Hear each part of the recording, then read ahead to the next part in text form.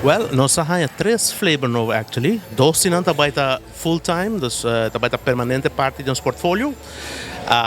Não também tá available também em retail. Tá Strawberry Raspberry Macaron, e outro tá Double Chocolate Ganache Macaron, e de três tá Yuzu Lemon Macaron. Yuzu Lemon nós também tem exclusivamente em shops para uma temporada só. Dus aprovechar de bem por ver.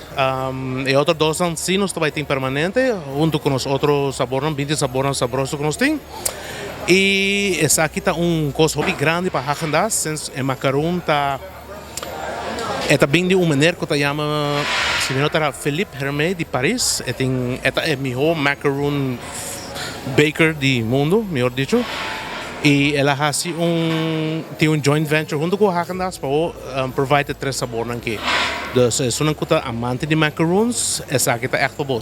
Sim, correto. Todos os Häagen-Dazs lo tienen em bulk.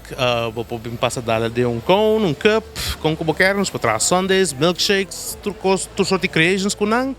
E também não está obtenível em supermercado local e gas station ang mita quer.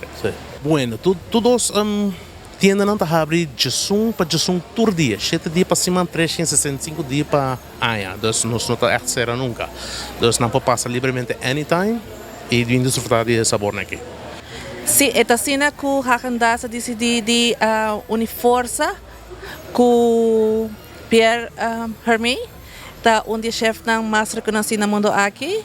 Ela foi nominada Best Chef of the World na 2016, também ela foi nominada como Picasso de Pastry e tem hobby reconhecimento no mundo. Na França, ela trabalha diferentes stores de macaron.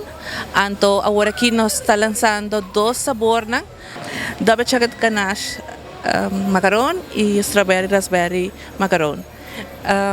Nós estamos super contentos com essa aqui, sobre a Häagen-Dazs sigue inovar, sigue crescer com a nobo para o mundo e especialmente para Aruba, frase a trazer essa aqui para todo o pueblo de Aruba. Na Häagen-Dazs, mas também na todo supermercado. Na Aruba também está obtenível de pine version.